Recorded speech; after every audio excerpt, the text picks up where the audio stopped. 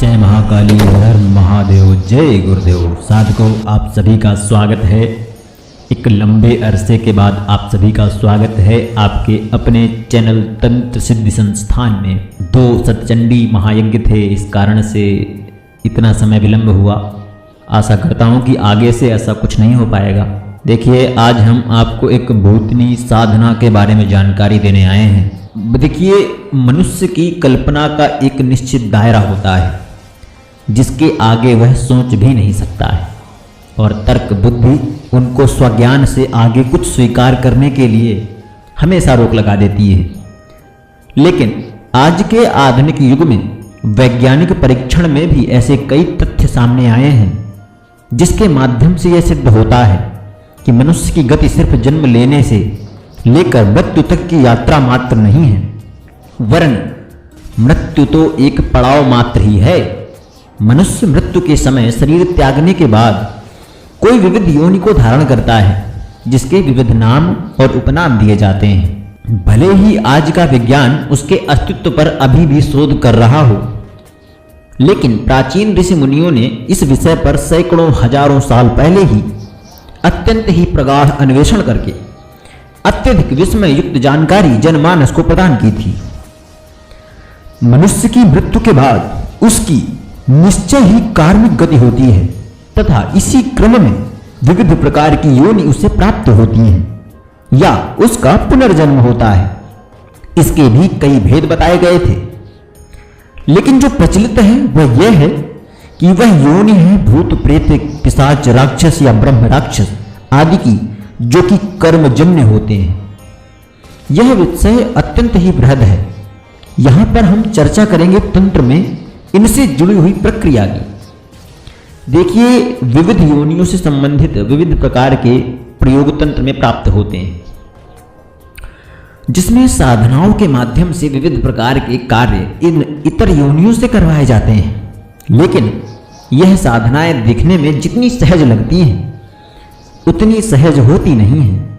इसलिए साधक के लिए यह उत्तम होता है कि वह इतर योनियों के संबंध में लघु प्रयोग को संपन्न करे, क्योंकि दीर्घ और बृहद प्रयोग बहुत से देखा है संबंधों में कि ये बहुत खतरनाक साबित होते हैं। जिस प्रकार भूत एक पुरुषवाचक संज्ञा है, उसी प्रकार भूतनी एक स्त्रीवाचक संज्ञा है।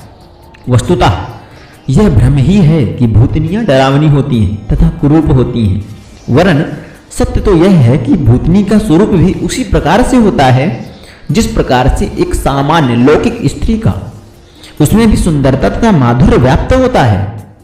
वस्तुतः यह साधना तथा साध्य के स्वरूप के चिंतन पर उनका रूप हमारे सामने प्रकट होता है। देखिए, ऐसा है कि जैसा आप कुछ सोच रहे हैं, आपके मन में एक अवतार बना हुआ है कि ऐसी एक व्यक्ति होते हैं या ऐसी कोई चीज होती है जिसको हम साधित कर रहे हैं। तो जब वह साधना संपन्न होगी, आपके समक्ष बिल्कुल उसी तरह का रूप आपके समक्ष आएगा। ठीक है, तो यह सब चीजें चिंतन पर आधारित होती हैं। लेकिन देखिए, एक और चीज है इसमें कि तामसिक साधना में भयंकर रूप प्रकट होना एक अलग बात है, लेकिन सभी साधना में ऐसा होना जरूरी नहीं है। प्रस्तुतः एक दिवसीय प्रयोग एक आश्चर्यपूर्ण प्रयोग है, जिसे संपन्न करने पर साधक को भूतनी को स्वप्न के माध्यम से प्रत्यक्ष कर उसे देख सकता है तथा उसके साथ वार्तालाप भी कर सकता है। साधकों के लिए यह एक प्रयोग एक प्रकार से बहुत महत्वपूर्ण भी है कि इसके माध्यम से व्यक्ति अपने स्वप्न में भूतनी से कोई भी प्रश्न का जवाब प्राप्त कर सकता है। यह प्रयोग भूतनी के तमाम तामस भाव के साधन का प्रयोग नहीं है, अतः व्यक्ति को भूतनी सौम्य स्वरूप में ही दृश्यमान होगी। यह प्रयोग साधक किसी भी अमावस्या को करे तो अति उत्तम है। वैसे यह प्रयोग किसी भी बुधवार को भी किया जा सकता है। बुधवार को भी कहा जाता है कि भूतनियों का वास पृथ्वीलोक में ही होता है। साधक को यह प्रयोग रात्रि काल में 10 बजे के बाद करें। सर्वप्रथम साधक को स्नान आदि से निवृत्त होकर लाल वस्त्र पहनकर लाल आसन पर बैठना है। तत्पश्चात गुरु पूजन करना है, गुरु मंत्र का जाप करना है। इसके बाद मैं आपको एक यंत्र दूंगा, उस यंत्र को सफेद कागज पर बनाना है। इसके लिए साधक को केले के छिलके के पीस कर उसका घोल बना लेना है। आपको जिससे आप यंत्र बनाएंगे, किससे बनाएंगे, आपको केले का छिलका लेना है, उसको पीस कर उसका घोल बना लेना है, फिर उसमें कुमकुम मिलाकर उस स्याही का प्रयोग करना है। साधक वट वृक्ष के लकड़ी का कलम के रूप में प्रयोग कर सकता है।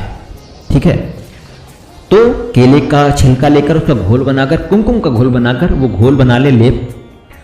वट वृक्ष की लकड़ी से आपको सफेद कागज पर यंत्र बनाना है। यंत्र बन जाने पर साधक को उस यंत्र को अपने सामने किसी पात्र में रख देना है तथा तेल का दीपक लगाकर मंत्र जाप शुरू करना चाहिए। साधक को अभी मैं मंत्र दूंगा, 11 माला मंत्र जाप करनी है उस मंत्र की। इसके लिए साधक को रुद्राक्ष की माला का प्रयोग करना अच्छा रहता है।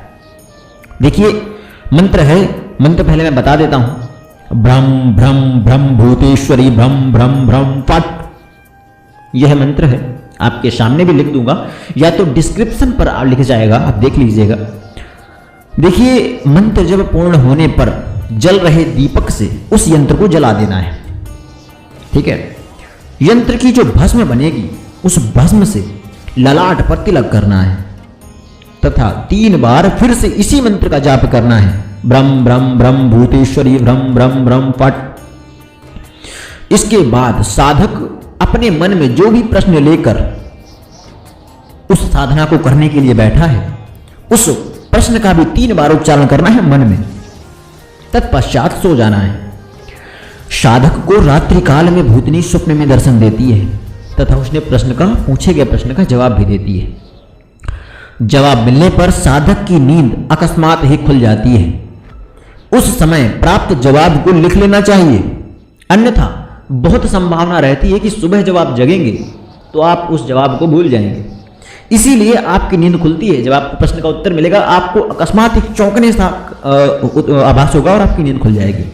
आप उसी समय उठें और उस उत्तर को लिख लें। साधक दीपक को तथा माला को किसी और साधना में प्रयोग ना करें।